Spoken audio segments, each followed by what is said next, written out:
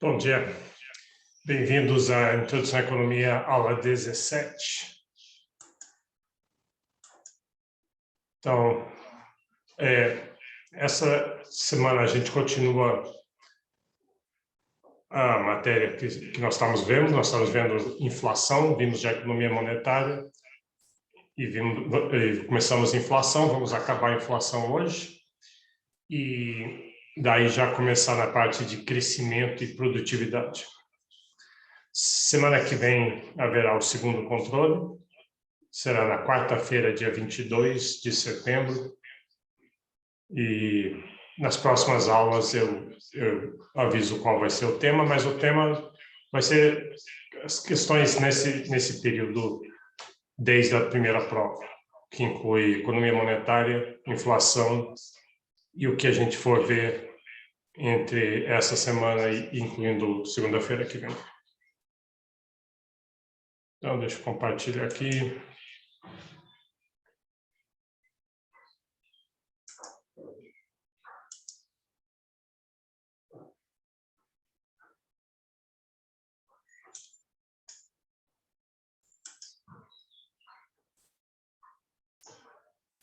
Vamos recapitular um pouquinho o que a gente viu sobre inflação.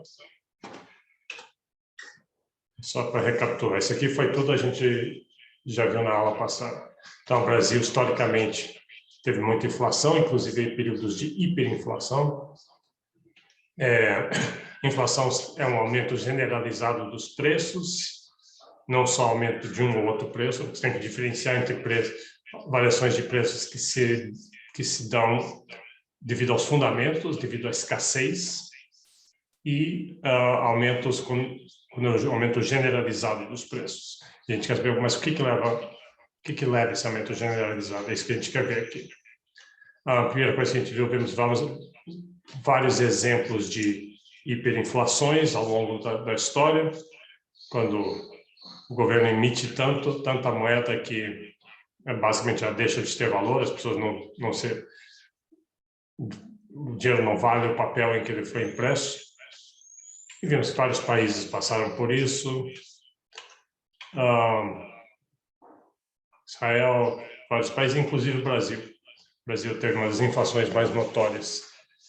E tudo muito recente. E daí nós vimos que tem basicamente três teorias de inflação. Essa última a gente vai incluir, não é bem uma teoria, mas uma explicação histórica. Então, a primeira delas, talvez seja a principal, inflação de demanda. Quando tem um aumento muito grande da oferta de moeda, isso leva a muito dinheiro circulando em busca de poucos produtos. Então, o que acontece é que daí muita gente demandando os produtos, quem tem os produtos vai aumentar os preços. Então, um aumento generalizado dos preços. Vimos um exemplo histórico da revolução de preços, quando a descoberta de metais preciosos na América, no Mundo Novo, levou a uma grande inflação secular, centenária. Então, vimos isso. Daí, a inflação de demanda é isso, expansão monetária por parte do governo. O governo aumenta muito a oferta de moeda. Vimos que o governo sempre está tentado a fazer isso. Qualquer governo, de qualquer espécie, tentado fazer isso, porque se ele emitir moeda, ele pode gastar. E um governo que gasta dinheiro consegue apoio eleitoral, etc. Então, requer muita disciplina de um país não fazer isso. Geralmente tem que ter boas instituições. Então, se o governo emite muito, isso vai parar na mão das pessoas, as pessoas vão comprar produtos, demanda aumenta, sobe o preço. Vimos isso graficamente, esse deslocamento da demanda para a direita leva a esse aumento de preços. Sendo que aqui a oferta e demanda é de todos os produtos juntos, demanda agregada, oferta agregada. E claro que depende muito da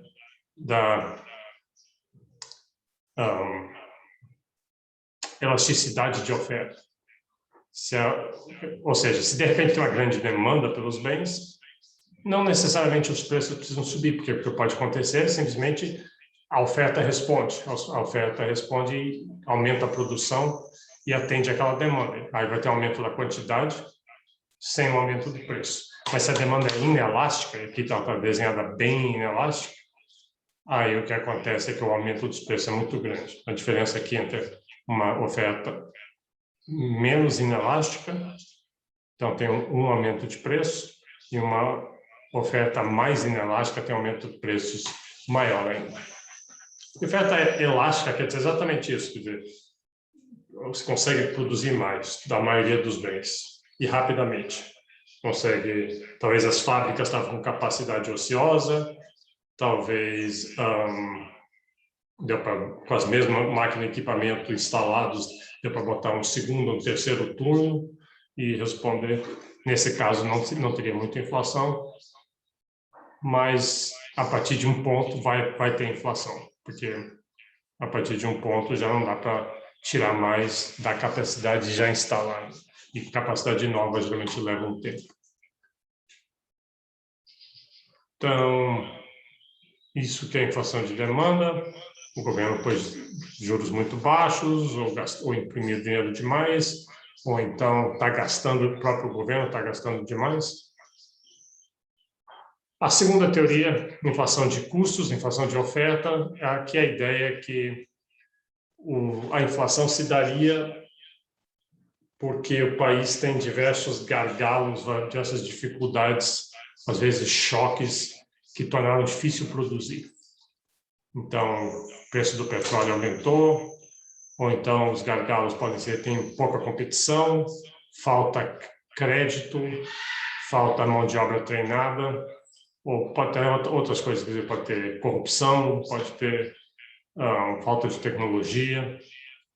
Tudo isso faz com que quem produz tem custos extras que outros países não têm. E aí esses custos, especialmente quando é um choque, como o choque do petróleo, que a gente viu aqui, teve esse grande choque do petróleo aqui na década de 70, e daí teve outro aqui, o choque dos juros, quando os juros subiram muito no mercado financeiro global, e aí quem produz tinha os custos aumentados, e daí todo mundo teve que aumentar os preços, e isso virou uma inflação. Então, esse a gente viu na aula passada. Isso tem muito a ver com a questão desse conflito distributivo.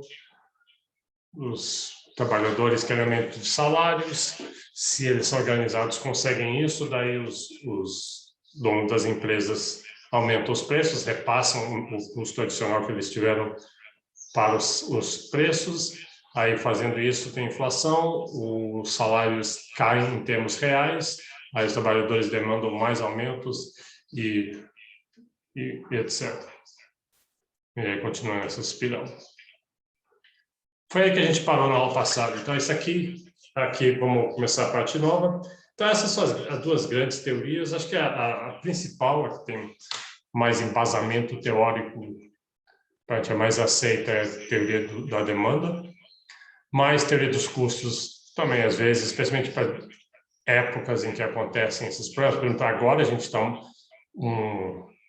alguém podia analisar o que está acontecendo no mundo pela teoria dos custos, porque com a pandemia as cadeias de industriais, as cadeias de produção estão com problemas. Quer dizer, isso, se você para que você produza algum produto e você precisa comprar peças, você precisa comprar equipamento, precisa comprar tecnologia, precisa comprar insumos, e você não está conseguindo comprar. Você tem alguma coisa, você importa alguns da China, mas não estão chegando, você compra alguns de outras firmas aqui em São Paulo e não estão chegando, porque não tem, ou os preços aumentaram muito. O preço da gasolina aumentou muito, como vocês estão sabendo. Então, aí você diz, puxa, eu estou conseguindo poucas peças, pouco equipamento, poucos insumos e mais caros, eu vou ter que aumentar os preços dos produtos que eu vendo também. Aí você aumenta e isso começa a gerar essa inflação. Bom, inflação inercial é o seguinte, nessa época, especialmente a partir de 86, naquele gráfico que eu mostrei lá no começo, ver quando começa a inflação a realmente virar uma hiperinflação, teve vários planos e tentativas e programas do governo de tentar resolver a inflação baseados no diagnóstico que a inflação seria ou de uma inflação de demanda ou inflação de custos. E esses planos não funcionaram bem. Não deram certo, não resolveram o problema da inflação. Em algum momento, especulou-se que seria o seguinte, seria a inflação inercial. Não é só uma questão de demanda ou de custos, é porque a inflação ela tem aumentado sempre nas últimas décadas, especialmente nos últimos anos. Então, todo mundo já espera que a inflação vai aumentar, porque sempre aumentou. E aí isso acaba virando uma profecia autorrealizável.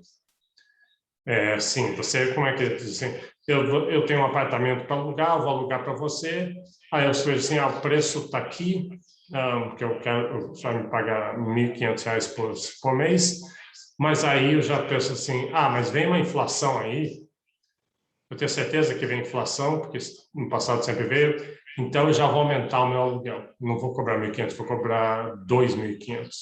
Eu sei que no começo vai ser caro, mas depois vem a inflação e vai ficar barato pelo contrato, o aluguel vai ficar fixo, num valor fixo, em termos nominais, durante o ano, então já vou aumentar dessa minha expectativa. E aí, porque eu fiz isso e você fez isso e todo mundo mais fez isso, já aumentou os preços, de fato aconteceu a inflação. Ela tem uma inércia assim que continua. Então, tem muito a ver com essa ideia que a gente fala de memória inflacionária. Memória inflacionária é isso, é que quem passou por uma inflação e uma hiperinflação tende a achar que aquilo sempre vai acontecer, porque sempre aconteceu nas suas vidas. E aí isso acaba sendo, como eu falei, autorrealizado. Tem um vídeo aqui. Tá, vamos ver o vídeo. Vamos dar uma olhadinha nesse vídeo. Deixa eu ver se eu consigo achar aqui.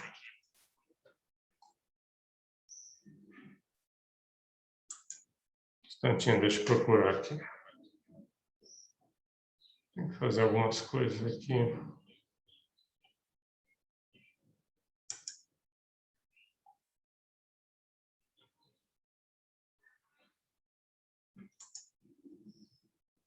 Eu tenho 2 vídeos de hiperinflação. Na verdade, vocês conhecem, devem já conhecer bem isso, mas é interessante dar uma olhada.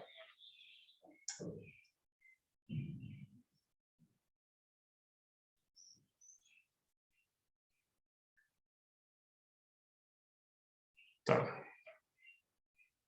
Agora eu tenho que compartilhar e tenho que liberar o som também aqui para vocês.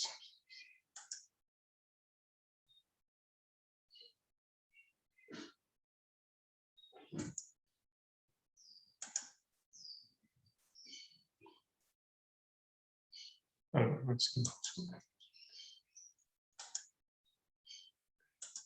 Aqui, liberar o som.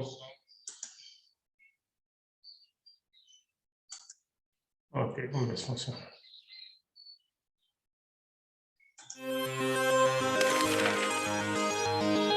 O Banco Central acaba de elevar de 7,25% para 7,5% ao ano o juro básico da economia.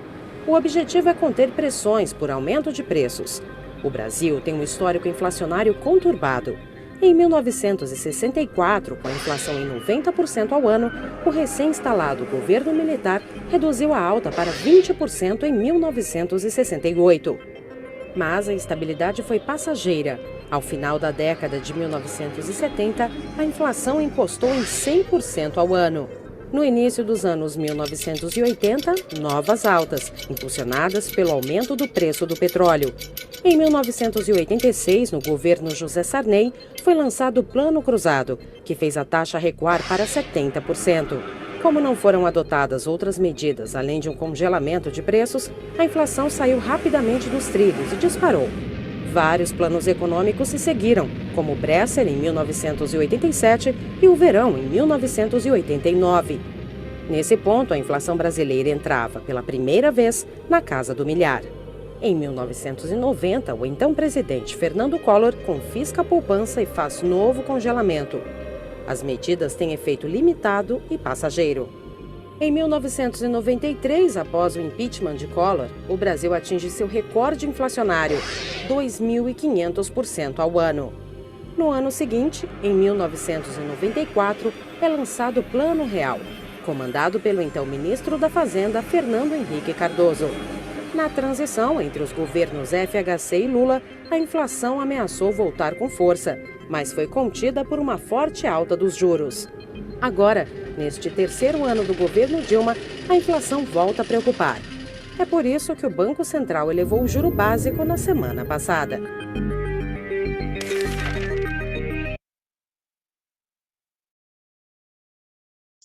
Bom, então, só é legal isso porque mostra assim, a variabilidade da inflação e essa questão que a inflação é um negócio exponencial, ela não é linear ou aditiva. Não diz, a inflação não está tão grande assim, não tem problema, mas tem porque ela é exponencial, rapidamente ela pode estourar. Outra coisa interessante é ver os planos que foram tentados, nenhum deles funciona, até o Plano Real, aí assim vai funcionar. Na última parte da disciplina a gente vai estudar essa parte, esse plano. E outra coisa interessante é ver, eles mencionam muito do governo usar os juros para evitar a inflação. A gente falou isso na aula passada.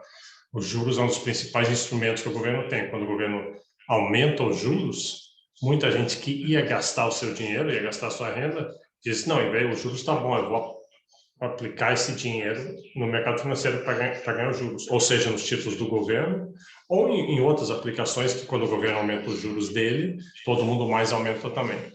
Então, os juros é um jeito de fazer isso, mas é um jeito doloroso, porque quando o governo aumenta os juros, aí isso reduz a atividade comercial. Uma empresa que ia investir e abrir 200 vagas de negócio, eu disse, não, agora o juros está alto, eu precisava pegar dinheiro emprestado para expandir, eu ia expandir e gerar 200 vagas, mas com juros altos fica muito caro, não vou mais. Então, quando o governo aumenta os juros, reduz, segura a inflação, mas gera desemprego e gera redução da atividade. Deixa eu mostrar mais um, para pegar essa sensação, o que a inflação significa para as pessoas. Deixa eu ver se eu acho.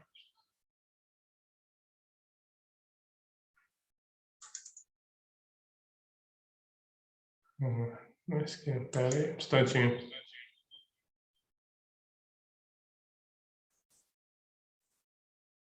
Tá aqui.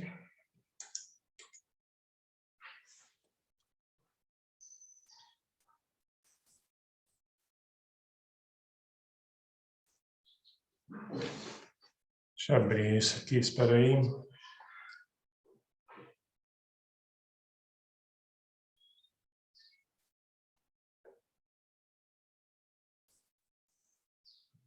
Vou ter que abrir com outro programa aqui.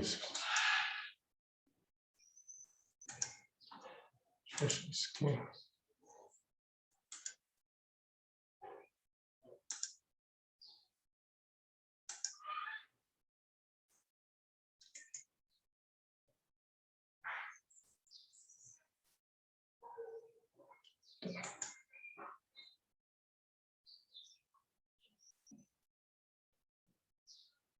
Já vai começar, peraí.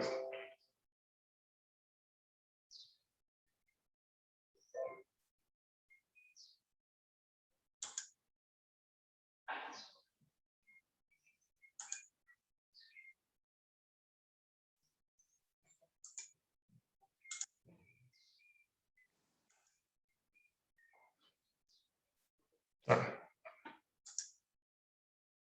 Então, esse vídeo aqui ele é interessante porque ele é um repórter no supermercado mostrando a vida das pessoas com a inflação, que os preços sobem tão rápido que os preços têm que ser mudados constantemente no supermercado, e daí tem essa ideia de que as pessoas tinham que vigiar para reclamar se o supermercado abusasse daquilo ali. E o divertido é que quem é o repórter é um jovem Aloysio Mercadante, que virou depois disso um dos principais políticos do PT, né? Virou senador e ministro, essas coisas. Mas ele está jovem e meio cara de ativista, assim. Deixa eu compartilhar aqui.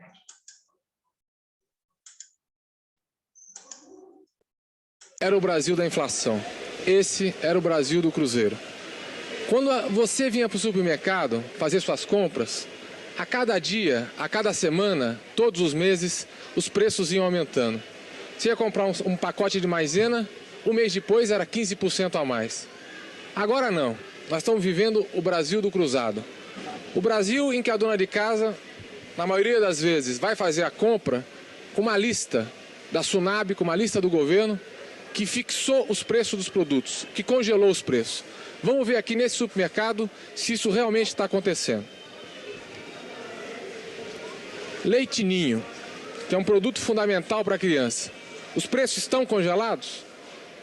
Se a gente abrir essa lista, nós vamos ver Leite Ninho e Pó Ninho, 14 cruzados 75 centavos. A gente pega essa lata, 14 cruzados e 75 centavos. Quer dizer, o Leite Ninho está tabelado nesse supermercado, a maisena está tabelada e vários produtos que nós acabamos de conferir realmente estão tabelados. Em lojas, nos armazéns, aparentemente no Brasil do cruzado o problema da inflação acabou. Mas não é este o único problema que a dona de casa vai ter pela frente. Por exemplo, o Leite Ninho, que está tabelado, até ontem não havia nesse supermercado. Chegou uma pequena remessa e cada cooperante desse supermercado só pode comprar 2 latas pequenas, porque também não existem aqui latas grandes de Leite Ninho. Mas não é esse o único produto que está faltando, não. Por exemplo, aqui havia chocolate granulado. Este é o último pacote do supermercado e não vai chegar mais, pelo menos o que nós recebemos essa informação. Nesta prateleira está faltando cevada, mate-leão, na outra detergente, faltou carne, faltou leite, vários produtos não estão chegando na casa da dona de casa. E principalmente os remédios estão faltando. Por que isso está acontecendo? Porque as grandes empresas, os grandes empresários, diante do congelamento dos preços, estão deixando de produzir alguns produtos, não estão entregando para os fornecedores para pressionar que os preços voltem a subir. A senhora tem sentido falta de algum produto? Tem sentido falta de sabão para lavar louça, né? Sabão moreninha, o álcool, leite, tem vários. Existe um outro lado no pacote do governo, que é o problema dos salários. O que é que vai acontecer com o salário do trabalhador no Brasil do cruzado? Quando a gente vivia... Ok, deixa eu tirar aqui. O vídeo continua, mas é comprido. Então você pode procurar isso na internet se quiser. É bastante engraçado, na verdade, porque o interessante, eu não falei o contexto, esse é o contexto daqueles primeiros planos que houve para tentar conter a inflação em 86, que foi o plano cruzado, e que foi a tentativa ali foi de simplesmente congelar. Se a inflação é um problema, é o aumento dos preços, vamos passar uma lei que não pode aumentar os preços, né? Vamos resolver a inflação com uma canetada, resolver com lei. E, obviamente, não funcionou. E é interessante o Aloysio Mercadante lá, assim, ele mostra os fatos que está congelado, como é que o governo tabela o preço e tem o jornalzinho, a lista com os preços, e as donas de casa e as outras pessoas vão no supermercado e conferem se não tiver dentro do preço tabelado, pode aumentar, você pode reclamar. Mas, claro que daí o que acontece é que faltam os produtos. Como o preço não pode subir, então chega horas que não compensa para o produtor produzir aquilo ali. E o mercadante dizendo assim, essas são as grandes empresas que são malvadas que estão fazendo isso.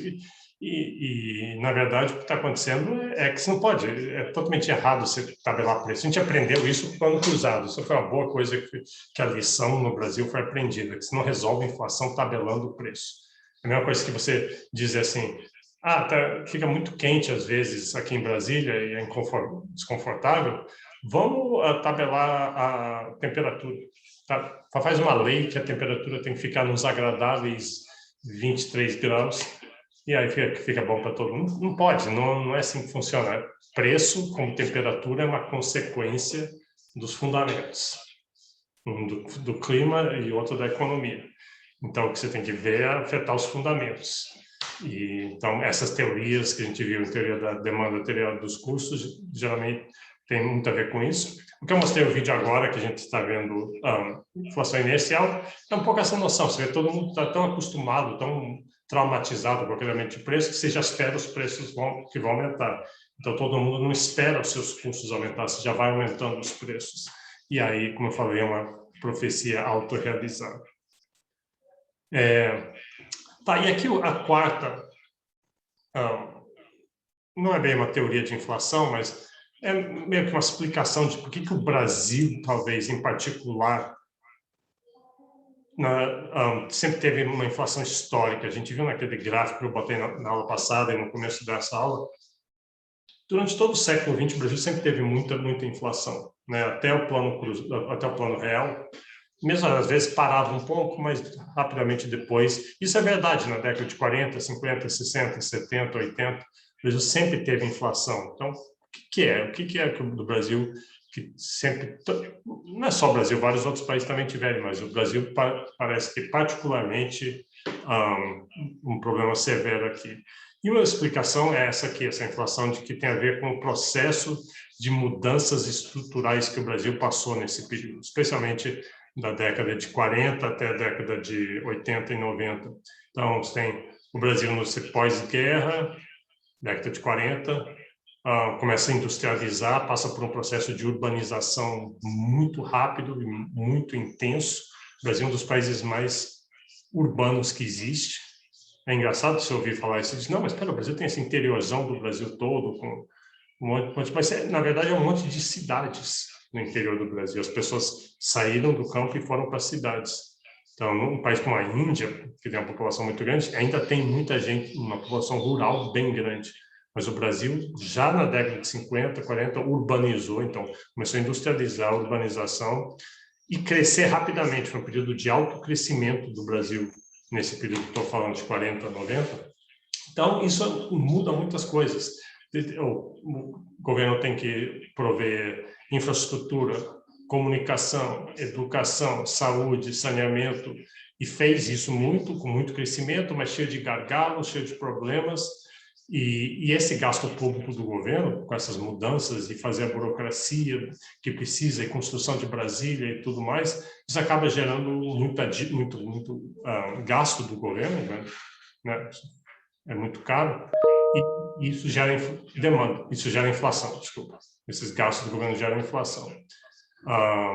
Além disso, toda essa infraestrutura, portos e estradas e armazéns, e etc., é sempre deficiente, sempre relativamente baixa qualidade, que faz com que os custos fiquem severos. Então, quem produz vai enfrentar custos altos, está sempre tendo que aumentar os preços.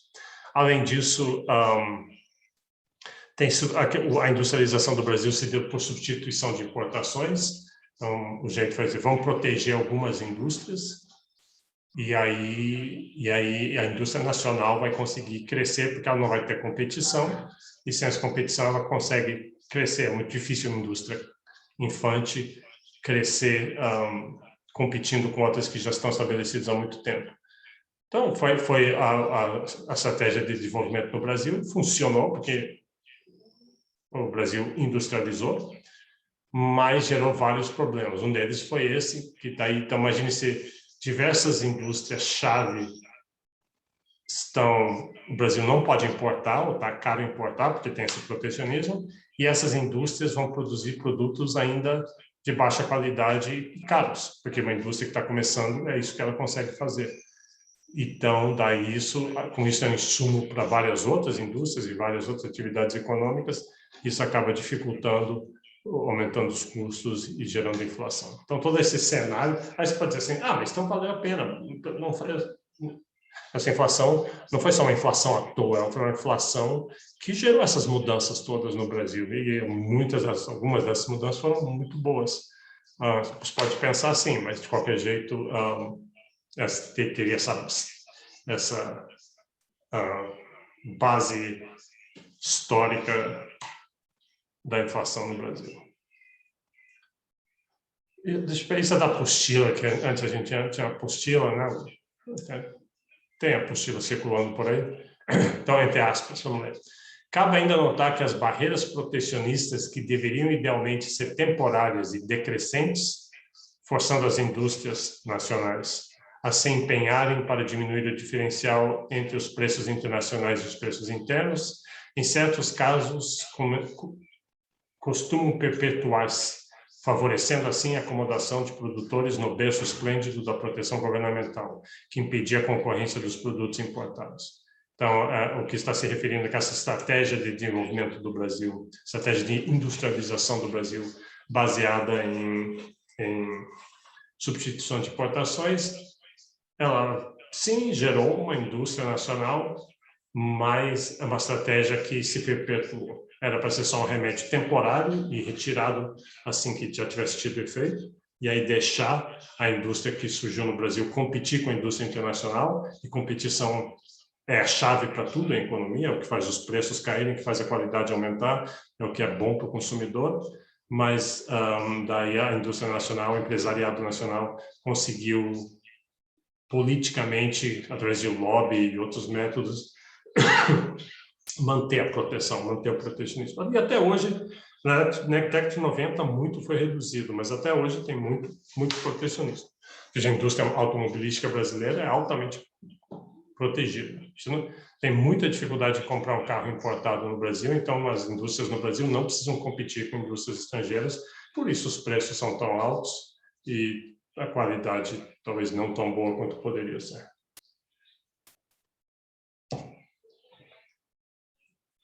Bom, então temos 4 teorias de inflação. Aqui agora alguns efeitos de inflação. Deixa eu só ver uma coisa aqui. Tá. Então, efeitos de inflação, qual que é o problema? Então, e daí o que tem se tem inflação?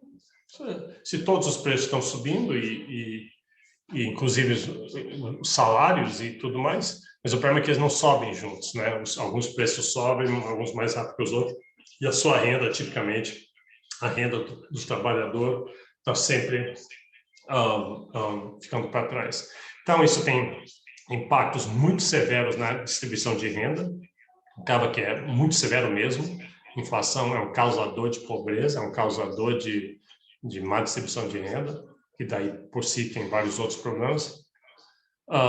Muitas vezes, quando a inflação é alta, padrões de valores alternativos, vários países, por exemplo, já usam dólar.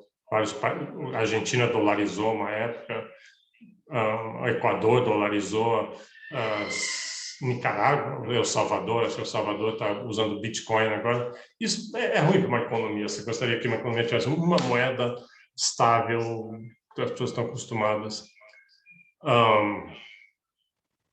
Esses preços relativos, tudo que a gente aprendeu de economia com oferta e demanda, a economia funciona através do mecanismo de preços. A chave de tudo é o mecanismo de preços, é ela que aloca os recursos, ela que faz a mágica toda desse sistema altamente complexo funcionar. Se a inflação está alta, então você não tem noção dos preços relativos. Porque está tudo subindo, então você viu que o preço subiu, mas você não sabe se o produto ficou caro ou não, então você joga areia no mecanismo, no funcionamento do mecanismo de preços. Então, os recursos não estão sendo bem alocados na economia. Afeta o balanço de pagamentos, porque se os preços estão subindo sempre, e a moeda... Então, isso quer dizer que o real está ficando cada vez mais caro, então fica caro para os estrangeiros comprarem produtos no Brasil. O que o governo tem que fazer, ele fica desvalorizando a moeda nacional o tempo todo, mudando a taxa de câmbio, mas isso gera problemas. Então, sempre tem problemas daí de se é que o real os produtos brasileiros estão baratos ou caros para o resto do mundo. Isso afeta a exportação, afeta a importação, afeta o balanço de pagamentos. A gente vai estudar balanço de pagamentos ainda mais para frente. Isso gera problemas para credores e devedores. Ninguém quer emprestar quando tem inflação, porque se eu emprestar para você R$1.000, fala assim, aqui R$1.000 emprestados e você me paga uma taxa de juros X%. Mas aí, poxa, mas daqui a um ano, esses R$ 1.000, a inflação já comeu metade do valor, uma parte do valor. Então, para emprestar, vou ter que dizer, ó, tá, empresto para você, daqui a um ano você me paga de volta, me paga os juros, mas ainda vai me pagar uma parte para corrigir o valor, só para manter o preço em termos reais do principal. E é muito difícil acertar isso, porque a gente não sabe quanto que vai ser a inflação. Se eu combinar com você uma certa inflação, mas a inflação for mais alta, mesmo assim eu vou perder dinheiro. Então, talvez eu vou perder mais do que eu ganhei em termos de juros, então não adiantou emprestar dinheiro para você, não ganhei nada com isso. Então, às vezes, melhor não emprestar. Mas só que você pode imaginar o que os bancos fazem.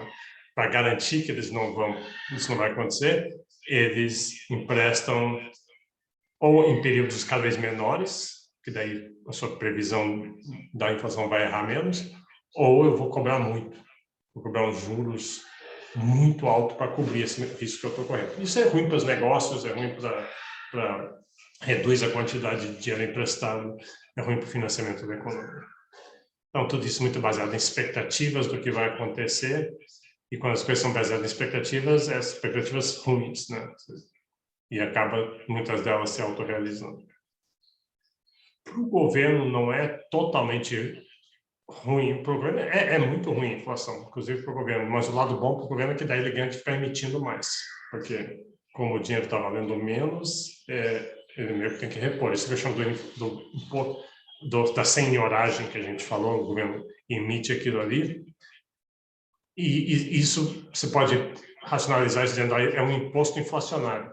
A inflação é como se fosse um imposto que o governo cobra de todo mundo, só que em vez de você realmente pagar o imposto que a gente faz com o nosso imposto de renda, onde em algum momento você vai tirar dinheiro da sua conta e dar esse dinheiro para o governo, está aqui o imposto de renda que eu tenho que pagar, você não paga, simplesmente a inflação faz o seu dinheiro diminuir e o governo imprime dinheiro lá. É como se o imposto fosse coletado dessa forma. Então, isso é meio perverso, porque daí o governo fazendo isso retroalimenta a inflação e perpetua o problema, né? E um monte de outros efeitos indiretos da inflação, todo tipo de problema. Então, a inflação é muito ruim, realmente você tem que, especialmente um país com a história do Brasil, tem que estar sempre vigilante. E, como eu falei na aula passada, o momento que a gente está vivendo agora é esse. Depois de mais uns 20 anos sem se preocupar muito com a inflação, não só aqui no Brasil, no resto do mundo também, parece que os efeitos da inflação estão de volta. E um país como o Brasil tem que ficar atento. Aqui é um jeito que você vê como que a inflação afeta salários, afeta a renda das pessoas. Suponha que você tem o salário mínimo. Então, esse aqui é o valor de verdade. Lá em 2011, o salário mínimo era, sei lá, aqui deve estar acho que era R$ 605, alguma coisa assim. E aí o salário mínimo, o valor fica fixo. 605 vai ter 12, você vai receber 12 meses, vai receber R$ 605. Só que aqui é salário mínimo real, a gente está descontando a inflação. Então, você vê que ele começa o ano com 605, mas lá no final do ano ele só está valendo uns 585. Perdeu uma parte do seu valor. Nesse período não foi tanto, porque, sabe, de 605 para 585, uma porcentagem pequena, mas porque a inflação foi pequena, mas nos anos de muita inflação, essa queda aqui é muito mais acentuada. O ângulo aqui, a inclinação é muito mais forte. Então, isso é perda de poder de compra do trabalhador. Durante a época da hiperinflação, então, e aí depois de um ano reajusta. Assim que é agora, todo janeiro reajusta, passou de 605 para 660. E aí, de novo, vai perdendo valor. Na época da hiperinflação, que fazia os reajustes semestrais, tinha uma época até mensais. Mas o problema de fazer isso é que você só retroalimenta a inflação, porque a inflação vem mais forte ainda porque as pessoas têm mais renda.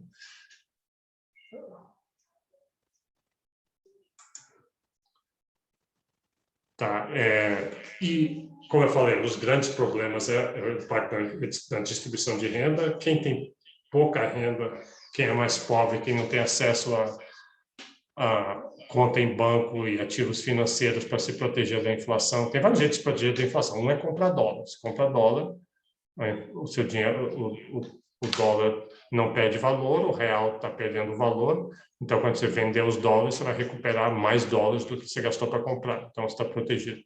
Mas tem vários outros mecanismos. Bancos oferecem aplicações com correção monetária, que chamava, que repõe a perda da inflação. Mais pobres, as pessoas mais pobres não têm acesso a isso, então eles perdiam, né? Assalariados, pensionistas, quem não tem acesso ao mercado financeiro. Então é muito perverso. Isso aqui é só para salientar isso aqui. Em vermelho, a queda na distribuição, é o índice de Gini, que a gente vai estudar mais para frente. Mas isso quer dizer, a concentração de renda. Então, reduziu a concentração de renda. E se eu fizesse esse gráfico, assim, lá por 100 anos para trás, isso aqui ia estar sempre alto. Então, foi a primeira vez na história do Brasil que teve uma queda tão forte e tão constante. Eu sei que teve quedas antes, mas eram muito rápidas.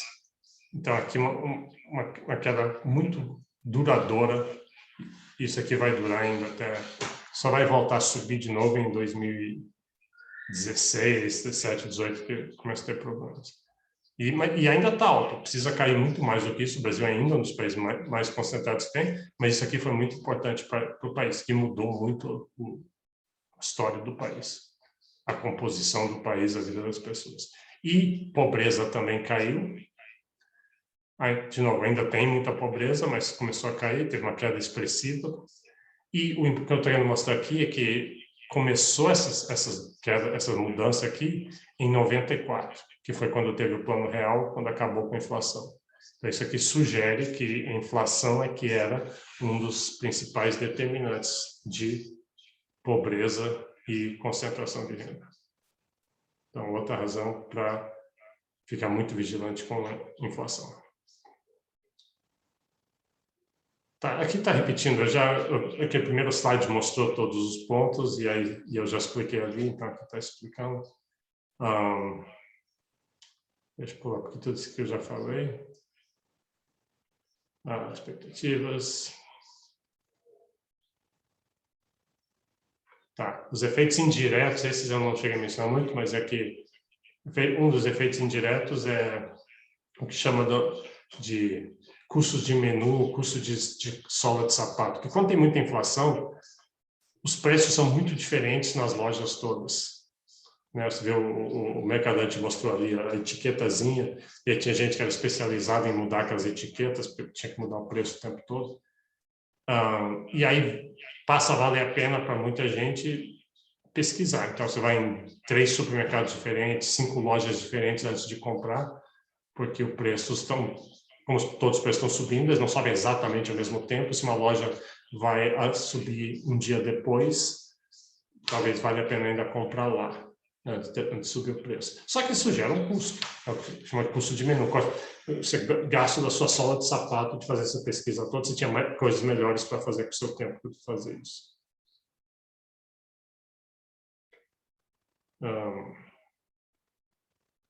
Outra coisa que acontecia...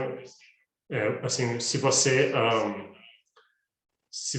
me deve assim, 10 mil reais, você vai me pagar hoje, aí você chega e fala assim, tá, vou pagar você, aí você não apareceu e não me deu o dinheiro hoje, você vai só me dar amanhã, porque daí às vezes vale a pena, com aqueles 10 mil reais é suficiente, você aplica por um dia, tinha esse open market que chama, você aplica por um dia, especialmente valores grandes. Você vai comprar um carro e você vai pagar, mas aí você deixa um dia para pagar depois, você aplica aquilo durante uma noite, 24 horas, você já ganha uns juros relativamente altos, porque inclui a inflação, e aí você paga, a pessoa inventa uma desculpa e paga no outro dia. Então gera esse incentivo perverso de ficar adiando pagamentos para ter esses ganhos de capital. E o governo também, né? paga com impostos ou a folha salarial fazia isso. Bom, só uma palavra sobre deflação. Deflação é inflação onde os preços caem, é uma queda generalizada dos preços. E se inflação é ruim, você pensaria, então deflação deve ser uma coisa boa, porque os preços estão caindo, os produtos estão ficando mais caros, todo mundo vai ter mais acesso aos bens. Acaba que não é verdade. Assim, geralmente, deflação é um sintoma de uma economia que não está tendo atividade suficiente. A economia que está parada, que está em recessão, que está sintomas de depressão. Isso aqui está em inglês, porque eu achei isso aqui na internet, mas é só para ter uma ideia. Assim, como é que é deflação? Assim, os preços, deflação é que os preços caem. Se os preços caem, quer dizer que as empresas estão recebendo menos dinheiro. Se elas estão recebendo menos dinheiro, vão despedir gente e não vão contratar mais pessoas. Isso aumenta o desemprego. Se aumenta o desemprego, tem menos gente comprando produtos, aí as empresas estão com seus estoques cheios, produziram demais, e daí um jeito de vender é baixar ainda mais os preços. Isso gera mais deflação e se fica nessa espiral aqui. Aqui só meio que um quadrinho aqui. A inflação deixa seu cabelo em pé quando você vê que os preços subiram, mas deflação também deixa. É ruim para você. Você vai deixar seu cabelo em pé quando você for despedido. Pink slip aqui é que você foi despedido porque a sua empresa não está conseguindo ganhar dinheiro, não está tendo muitos custos, então tem que despedir você. Então, o que a gente gosta é uma certa estabilidade. Como eu falei na aula passada, não exatamente uma inflação zero, mas uma inflação baixa, mas estável. Uma inflação, por isso que no Brasil a gente viu a meta da inflação que o Banco Central persegue, no esquema de metas de inflação que se usa, de 4,5. Então, o objetivo do Banco Central é que a inflação seja 4,5. Inflação positiva, os preços estão aumentando um pouco, mas que seja constante e previsível, especialmente. As empresas não têm problema tanto com inflação, como tem com a imprevisibilidade da inflação. Bom, aí, finalmente, a última coisa é dizer quais são as políticas para resolver a inflação. Acho que eu botei políticas inflacionárias, está errado aí, porque políticas inflacionárias parecem dizer que são políticas que causam inflação. O que a gente quer não é isso, a gente quer o que fazer para resolver o problema da inflação, políticas para resolver a inflação. Então, essas políticas, a terapêutica, o que fazer, depende do diagnóstico da inflação. Então, se a gente achar que é uma inflação de demanda,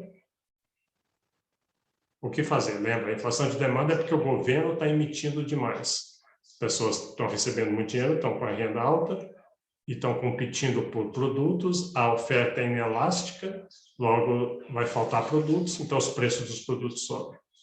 Então, se é isso, claramente o governo tem que emitir menos, reduzir a emissão de moeda.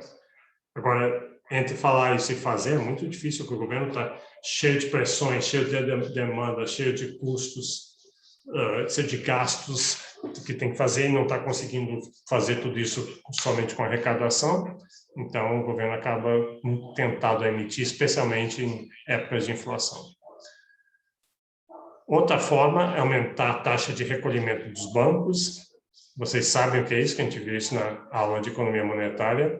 É aquele Rzinho da fórmula do multiplicador, onde o governo exige que os bancos mantenham uma proporção R, uma proporção 30%, 20%, 40% de todos os depósitos, e o maior que for esse R, essa taxa de recolhimento, o menos que os bancos estão emprestando, o menos que eles estão criando moeda. A gente viu como tem esse efeito multiplicador que os bancos criam moeda a partir dos depósitos que se recebem.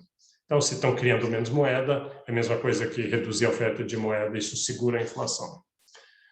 Aumentar a taxa de redesconto, isso é, o Banco Central empresta dinheiro para bancos, às vezes os bancos, tem muita gente que vem retirar os depósitos e os bancos emprestaram aquilo, os bancos estão sem aquele dinheiro, mas não tem problema, o Banco Central cobre aquilo, Geralmente é só uma questão de timing. Daqui a pouco os empréstimos voltam para o banco tem o dinheiro de volta e paga o Banco Central. Só para cobrir aquele buraco temporário. Mas os bancos pagam uma taxa de juros para o Banco Central, que a gente chama de taxa de redesconto. Então, se o Banco Central aumentar muito essa taxa de redesconto, os bancos vão pegar menos dinheiro emprestado. E daí vão emprestar menos dinheiro também no mercado. Então, isso reduz a oferta de moeda e segura a inflação, se a inflação for uma inflação de demanda.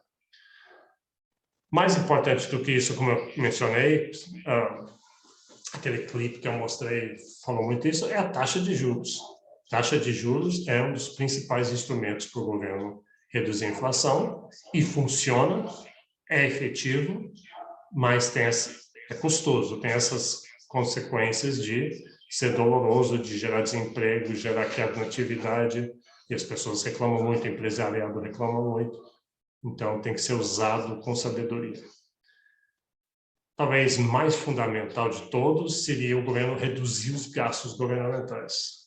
Se o governo reduz gastos governamentais, o governo é um dos grandes gastadores da economia, e daí ele vai estar botando menos dinheiro em circulação, e isso vai reduzir a demanda e segurar a inflação.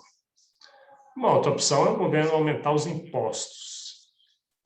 Aumentando os impostos e gastando menos, o governo está tirando o dinheiro de circulação, mas aumentar impostos, o Brasil já tem uma das maiores cargas tributárias, geralmente não dá para aumentar mais do que já está. E as pessoas reclamam muito também. Eu reclamo, vocês reclamam, todo mundo. Bom, se for uma inflação de custos em vez de uma inflação de demanda, bom, aí o problema, um jeito é tentar reduzir os salários. Tem alguns salários que estão altos demais, e isso faz os custos ficarem mais caros.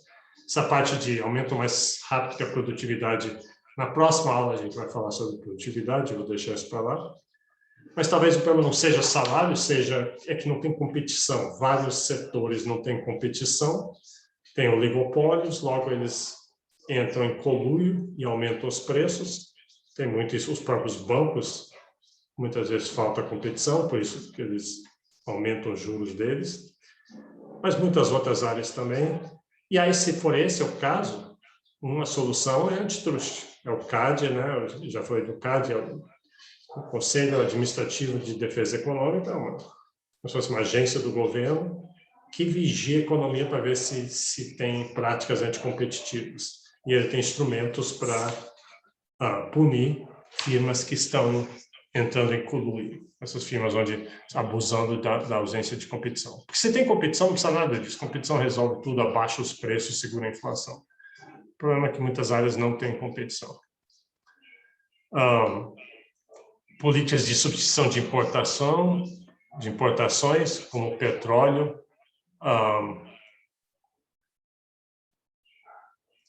Bom, aqui está dizendo assim, inflação de custos, não está claro para mim se substituir importações